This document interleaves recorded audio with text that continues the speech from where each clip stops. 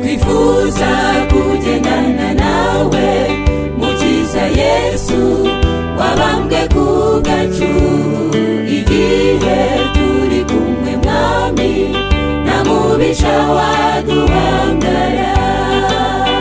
Twifuza kugendana nawe, twemere gutumwa nawe. Ni byiza yuko ubuzima kumenya uri Imana biteguje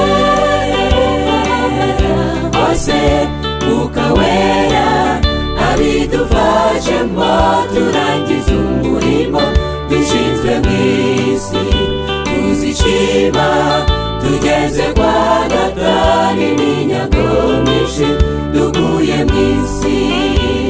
Ni byiza yuko ubuzima kumenya uri Imana biteguje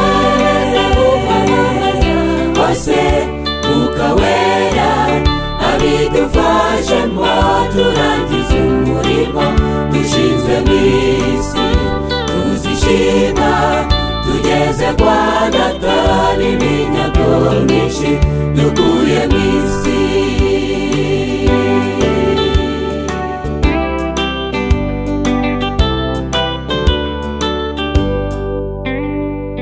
Ababyeyi bacu ba mbere Adamu na Eva basuzuguye Imana, kumvira umwanzi Satani, ako kanya tubona amakuba. Kubw'imbabazi z'Imana yemeye gusa nk'umuntu.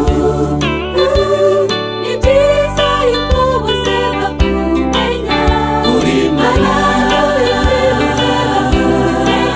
biteguje hose ukawera abidufashemo turangiza umurimo dushinzwe mw'isi. Tuzishima tugeze kwa Data n'iminyago myinshi dukuye mw'isi. Ni byiza yuko ubuzima kumenya uri Imana biteguje hose ukawera abidufashemo turangiza umurimo dushinzwe mw'isi. Tuzishima tugeze kwa Data n'iminyago myinshi dukuye mw'isi.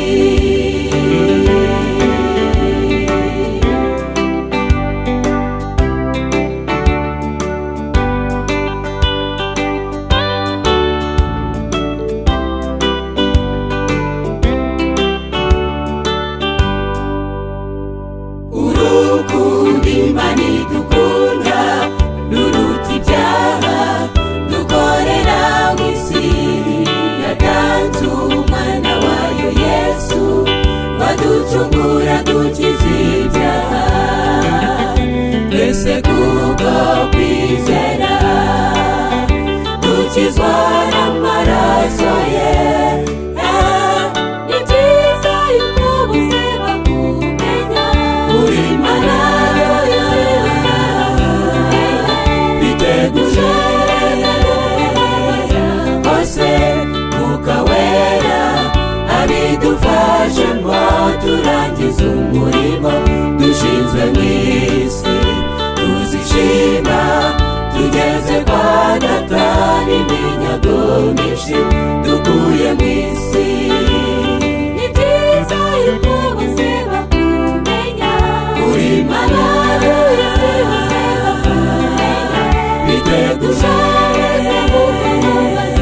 hose ukawera abidufashemo turangiza umurimo dushinzwe mw'isi.